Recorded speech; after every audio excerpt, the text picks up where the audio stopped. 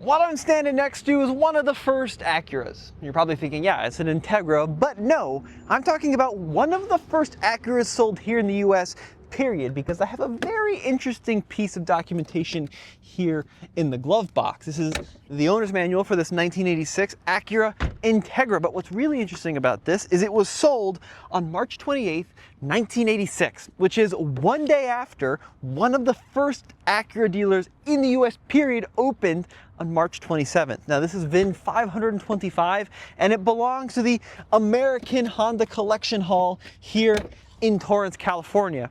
And it genuinely might be one of the first Acuras ever sold here in the US. And I'm gonna drive it and we're gonna find out what makes the first generation Integra so special. Now I was doing my research on this car, found a really great Car and Driver article from the mid-80s when they reviewed this car. Chepachera was an amazing journalist, reviewed this thing. They got 8.8 seconds, 0 to 60 out of 113 horsepower. It's because it weighs just 2,400 pounds. But the most interesting thing about that article was that this Integra had a base price of $10,800, which adjusted for inflation is about 32 grand today.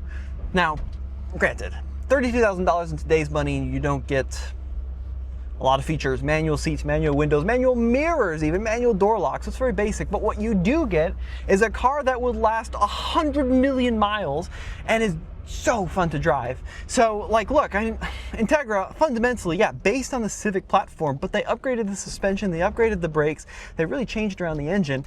And I've driven some of the 80s Civics and they're very, very, very fun, but this car feels like a next level up. And it was supposed to be, right? Acura was the premium brand for Honda.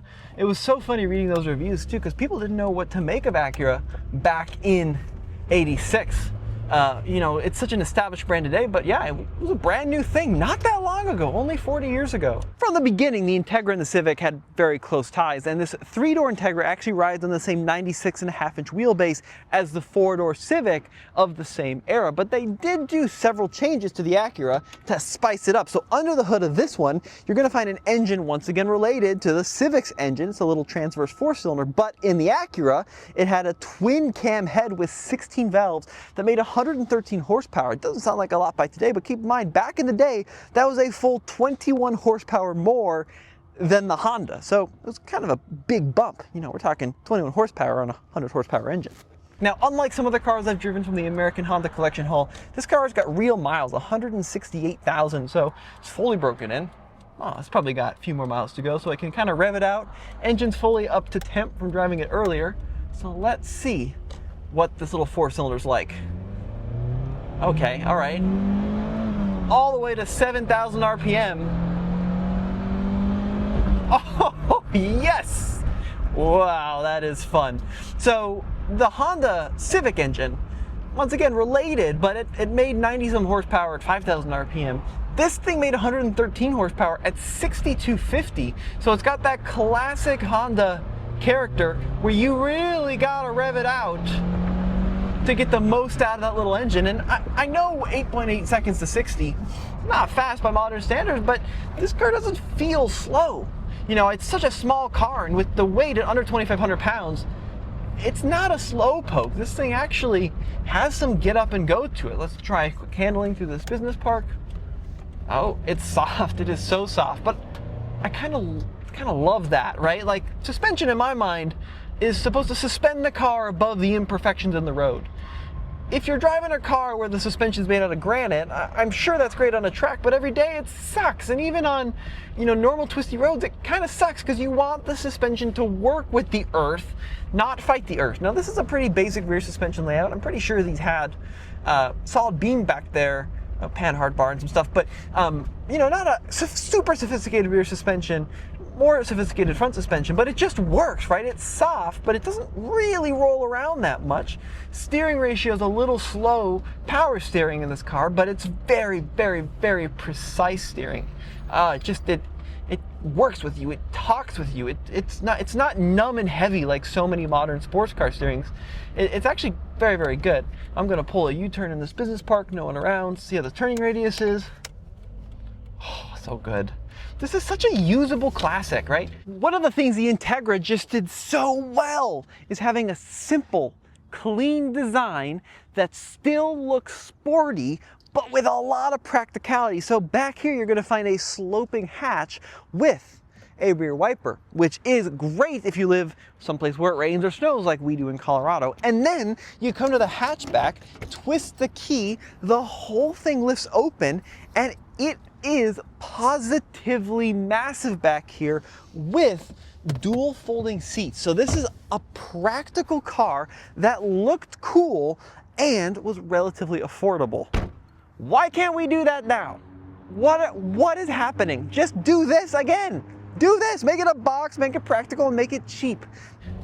On the power, you could buy this car today. A good one's gonna cost you some money. I'm not talking Integra Type R, I'm just saying a normal Integra. It's a car like this is starting to become a collector's item, but you could buy this car, you could drive it regularly, you could drive it in the rain, you could take it out in the canyons, and you wouldn't really have to worry about it, and you really wouldn't have to worry about taking the value out of it. This car's got 168,000 miles. What's 10,000 more miles gonna do? And if you can find one like this that's beautifully preserved and maintained, you could enjoy the car without stressing. And that's something that I think, as I'm owning more of these classics throughout my relatively short lifetime, and I'm very, very fortunate, I found that like some of the expensive stuff, I'm just worried about driving, right? You're worried about it breaking, or you're worried about someone running into it. An Integra is an Integra. It's an Acura, right? It's an approachable, fun brand that is, a brand that's got this heritage back to 1986 that still means something, but it's not like a Ferrari, right? It's an Acura. You can drive it to your Kroger, you can park it on the street, and then you can get it out on a nice road, give it some throttle. Oh, that's great. It's really, really good. Long throws out of this 5-speed, but it's precise. It's like almost operating a Swiss watch, right? It's not technically the greatest shifter. The throws are long and there's a little bit of looseness to it, but it's the feeling, that indescribable interaction you have with something tactile, which is what is making these cars desirable today. Stepping inside this Integra, well, it is pure 80s Honda goodness in here. Striped black and white seats, black durable plastic everywhere, and a simplicity yet quality that you just can't find today. These bucket seats, not very adjustable, but very comfortable. I find that they fit me even at 6 feet tall well, and considering this thing is teeny tiny at the 96.5-inch wheelbase, huge amounts of room for someone who's 6 feet tall, lots of headroom, low belt line, great visibility. Everything in here is easy to understand. You don't need a PhD in anything, from the pop-up headlights to the analog gauges to the basic climate control. It just works. Cars today are filled with so many gimmicks that don't actually make my life better. All I need is a button for air conditioning, a button for heat, and a couple sliders on the radio. Is it having a phone app that I need to pair to an account to log? None of it makes my life better. This is what I want. Just do this again. This is such an easy, functional interior. Maybe give it an airbag for modern standards, but we could learn so much from this 86 Integra. And actually, I do have to give Acura some credit here. I like the new Integra a lot, and it's stuck to the same formula. They've taken a Civic, they've made it a little better. It's still relatively affordable. I think a new Integra you can still get for right around $32,000, $33,000. You can still get it with a manual transmission, and they've kept to its roots. So I know I've been kind of hard on the company, and I'm not sure the ZDXs that we were looking at earlier, I'm not sure that's their greatest foot forward, but the new Integra kind of is. It's true to this formula, and it's a good car. I like it a lot.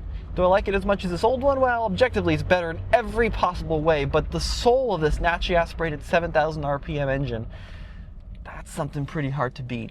Now, we're here at the Honda campus in Torrance, driving some of their classics today, and this one I love a lot. I think this might be my favorite I've driven of all the cars, and I've driven some CRXSIs and some pretty hot special stuff, but I just like the feeling of this Integra. It's got an honesty to it, a simplicity to it, but also a little zip to it that I haven't really experienced in a lot of these older Hondas that are beautifully well made, but are either very hardcore or very soft.